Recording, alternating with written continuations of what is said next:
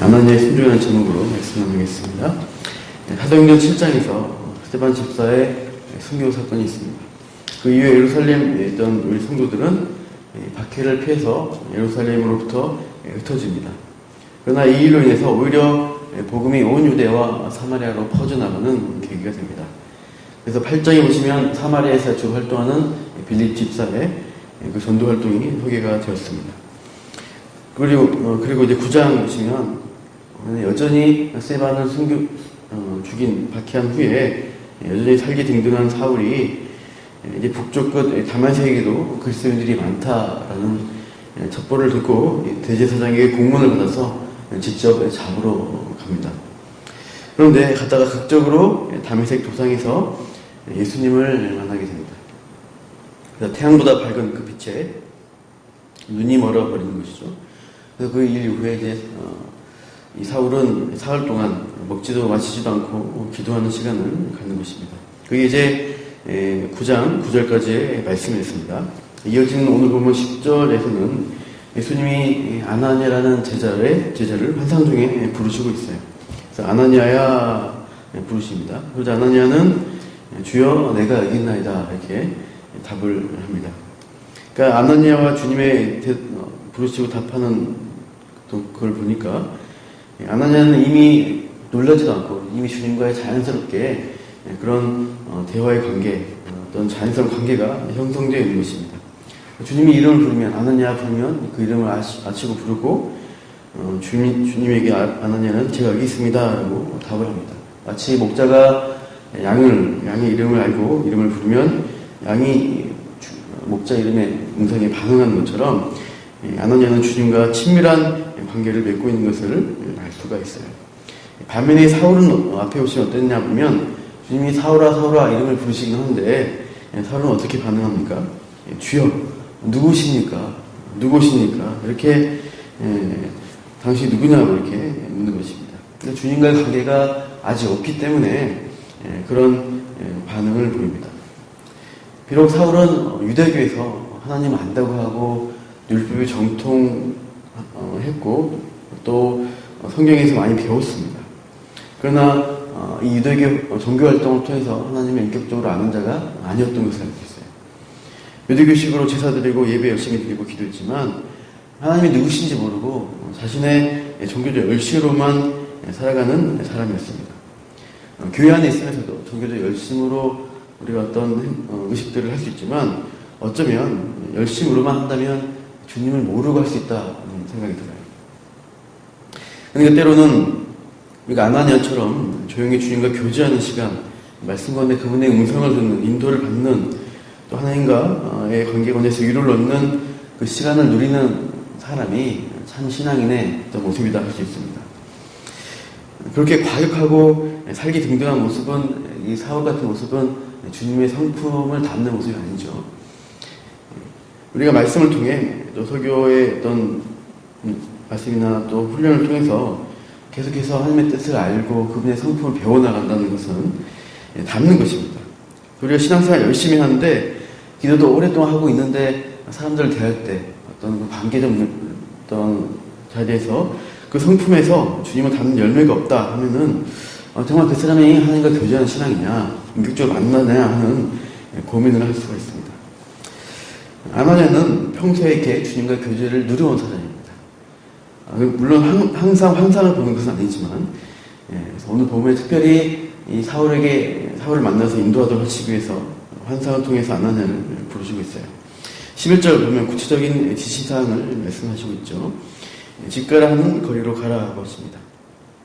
직가는 한자말입니다. 쉽게 고든 길이라는 뜻입니다. 다메섹에 지금도 가보면 동쪽에 서쪽으로 뻗은 고든 길이 있습니다. 그 고든 길 그대로 직가의 도로변에 있는 유다라는 사람의 집이 있는데 거기 가서 다섯 사람 사울을 찾으라고 하시는 거죠. 그리고 그가 기도 중이라고 말씀하십니다. 이 다메섹 도상에서 예수님을 처음 만난 이후에 사울은 그동안 자신이 저질렀던 과거에 대해서 또 잘못된 자신의 신념에 대해서 회개했을 것입니다. 그리고 이미 그때 눈이 멀어버린 상태에서 이제 앞으로 내가 어떻게 할 것이냐 고민도 되었을 것입니다. 그래서 이제 그 굳건한 신념 버리고 유대교적 신념을 버리고 무엇이 진리이고 진짜인가 이 고민을 하며 기도했을 것입니다. 주님은 이러한 사울의 그 상황, 그 형편을 다 보시고 계신 것이죠. 3일 동안 금식하며 기도하도록 그냥 보시고 있다가 3일 지난 다음에 예수님은 아나니아를 부르시고 이렇게 사울에게 보내서 다시 이제 사울의 몸을 회복하게 하실 것이고 또 이 주님의 공동체, 제자 공동체로 부르시는 것입니다. 12절을 보시면 예수님이 아나니아를 통해 다시 보게 하시는 그 치유의 장면을 미리 보았다라고 말씀하시고 있습니다. 13절 보시면 그러나 아나니아는 이 사울에 대한 사전 정보를 들어서 알고 있어요. 이 사람에 대해서 여러 사람에게 들었는데 그가 어떻게 했냐? 예루살렘에서 주의 성도에게 적지 않은 해를 끼쳤습니다. 참 많은 피해를 끼치고 박해를 했던 주동자였던 사람이죠. 14절 보니까 여기 다메섹에 가서 어떻게 할 것이냐? 대제사장에게 체포할 결박할 고난을 받아왔습니다. 그러니까 그 사람 앞에 가면은 바로 잡혀가지고 예루살렘에 끌려가 박해를 당하고 때로는 죽을 수도 있는 거죠. 어떻게 내가 그런 사람 만날 수 있겠습니까? 이런 두려움으로 이제 아나니아가 표현합니다. 그러나 주님의 뜻은 무엇입니까? 예수님이 보시는 것은 바로 앞에 있는 그 사람 직전의 모습이 아니라 더 멀리 있는 크고 멀리 있는 그 사람의 미래를 바라보시고 주님은 일하시는 거죠. 당장 이 사울의 전적은 극렬한 박해자였습니다. 지금으로 치면 IS의 행동대장 같은 그런 사람을 마구 죽이는 그런 사람인데 주님은 앞으로 이 사람이 어떻게 될 것인가에 관심이 있으시죠. 15절 말씀 다 같이 읽어보겠습니다. 15절 시작. 주께서 이르시되 가라 이 사람은 내 이름을 이방인과 임금들과 이스라엘 자손들에게 전하기 위하여 택한 나의 그릇이라. 이 사람은 내 이름을 예수의 이름을 이방인과 임금들과 이스라엘 자손에게 전하기 위해 택한 나의 그릇이라고 하십니다. 이미 내가 택해서 주님의 이름을 전파하는 도구를 쓰시겠다는 것이죠. 그래서 실제로 이제 사울이 나중에 바울이죠. 유대계에 오래했던 그 유대식 이름의 사울이라는 이름을 쓰기보다는 파울로스, 헬라식 국제적 이름을 쓰면서 이방인들을 향해서 또 각 지역의 통치자들을 향해서 이 복음전도 활동을 활발하게 해나갑니다. 우리가 이제 앞으로 사도행전을 묵상하면서 그 바울의 전도 활동을 살펴보게 될 것입니다. 오늘 16절에 보시면 또 그가 전에는 성도들에게 고난을 주는 사람이었습니다. 그러나 이제 주님의 이름을 위해서 이 사울이 앞으로는 고난 받는 자로 바뀌는 것이죠. 스데반 집사의 순교와 돌아가시면서 했던 기도, 그것을 맺어진 열매가 바로 이 사람 사울입니다. 스데반 집사가 살아있었다면 계속 했을 복음 전파의 사명을 이제 이 사울이 대신 받아서 그리고 이제 평생 박해와 고난 가운데 복음 전도자로 쓰여질 것이다 말씀하십니다. 이 사울, 이 바울 한 사람을 살기 위해서 주님은 여러 사람들을 동원해서 여러 사람의 합력을 통해서 이 사람을 세우고 있습니다. 스데반 집사의 순교가 있었고 오늘 본문에 이 아나니아의 순종과 안수기도의 장면이 있고요. 나중에는 위로의 사람 바나바의 중재를 통해서 이 바울이라는 사람의 한 인물이 세워지게 됩니다. 주님은 이렇게 여러 사람을 통해서 하나님의 일들을 일할 사람들을 일으켜 나가고 세우는 것을 볼 수가 있어요.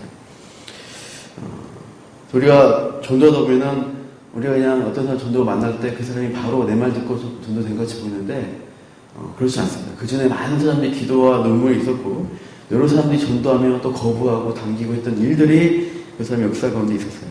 주님은 그렇게 여러 사람 통해서 보내어서 한 사람을 일으키고 살리시는 것을 볼 수 있습니다. 근데 이 사람, 그래서 이 아나니아는 이 주님의 말씀을 이제 듣고 순종합니다.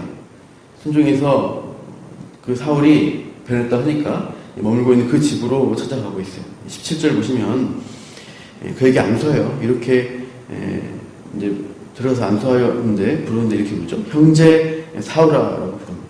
박해자이고 원수 같은 존재였던 자를 주님이 먼저 택해서 우리 주님의 도구로 쓰시겠다 하니까 너도 우리의 형제다. 형제 사울아, 네가 오는 길에서 나타나셨던 예수께서 나를 보내어 너로 다시 보게 할 것이고 너를 성령으로 충만하게 하신다라고 선포하면서 안수기도 합니다.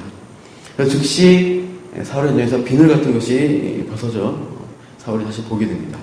그리고 이제 사울은 어떻게 반응합니까? 즉시 아나니아에게 세례를 받습니다. 세례를 받고 주님의 제자가 되기로 바로 이제 행동을 옮기고 있어요. 그러니까 우리 앞에서 봤던 에디오피아 내시도 복음의 말씀을 듣고 깨닫자마자 즉시 세례를 받고 주님의 제자로 결단하게 되죠. 오순절날 베드로의 설교를 듣는 마음에 찔린 여러 많은 사람들이 또 즉시로 회개하고 세례를 받았습니다.